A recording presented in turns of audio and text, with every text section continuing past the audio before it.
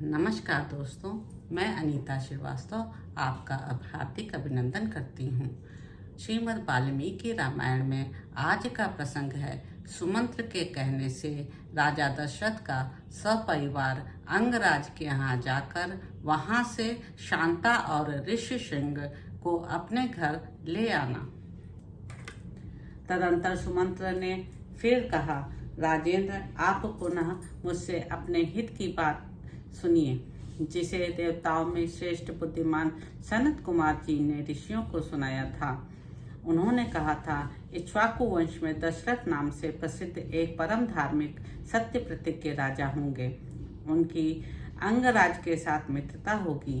अंगराज के एक परम सौभाग्यशालिनी कन्या होगी, जिसका नाम होगा शांता। अंग देश के राजकुमार का नाम होगा रोमपाद। महायशस्वी राजा दशरथ उनके पास जाएंगे और कहेंगे, धर्मात्मन, मैं संतानहीन हूँ। यदि आप आज्ञा दें तो शांता के प्रति ऋष्यशृंग मुनि चलकर मेरा यज्ञ करा दें। इससे मुझे पुत्र की प्राप्ति होगी और मेरे वंश की रक्षा हो जाएगी।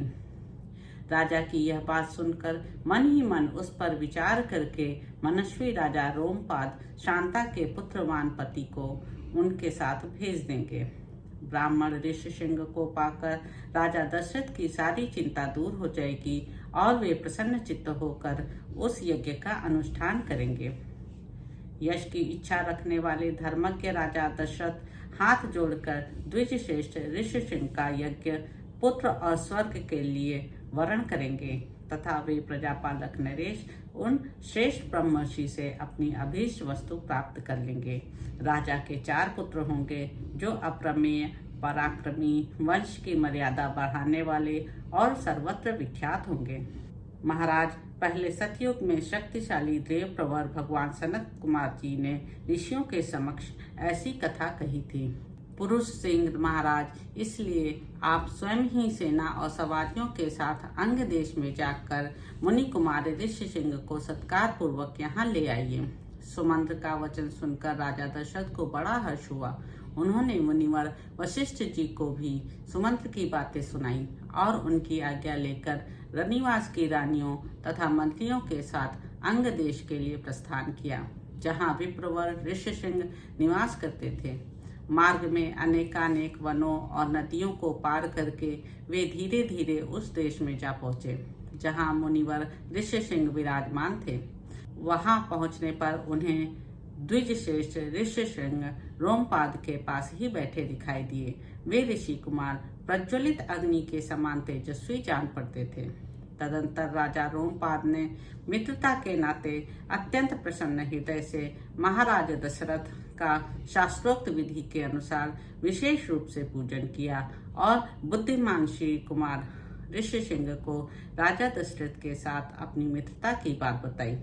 उस पर उन्होंने भी राजा का सम्मान किया। इस प्रकार भली भांति आदर सत्कार पाकर नरश्रेष्ठ राजा दशरथ रोमपाद के साथ वहां 7-8 दिनों तक रहे। इसके बाद वे अंगराज से बोले, प्रजापालक नरेश, तुम्हारी पुत्री शांता अपने पति के साथ मेरे नगर में पदार्पण करे, क्योंकि वहां एक महान आवश्यक कार्य उपस्थित हुआ है।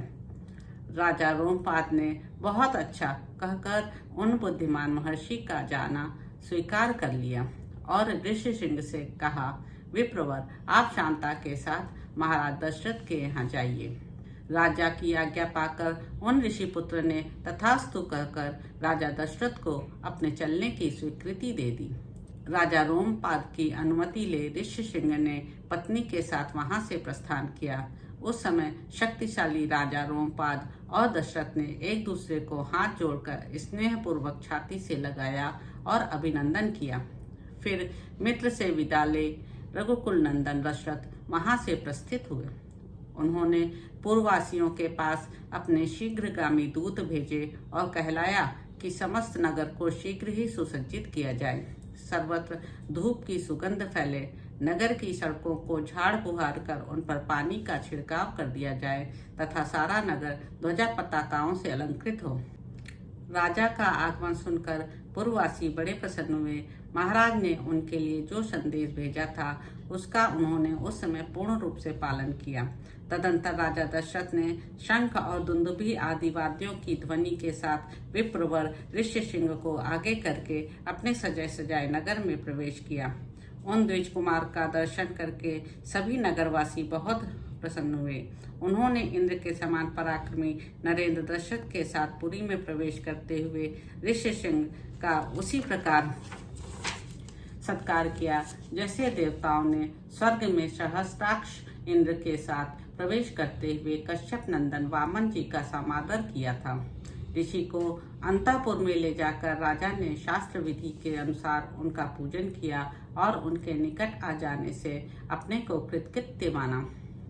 विशाल लोचना शांता को इस प्रकार अपने पति के साथ उपस्थित देख अंतःपुर की सभी रानियों को बड़ी प्रसन्नता हुई। वे आनंद मग्न हो गईं।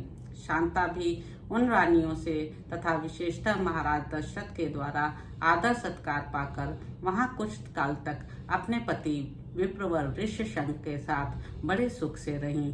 तो इस प्रकार दोस्तों बालकांड में निहित 11वां सर्ग यहाँ समाप्त होता है। नमस्कार।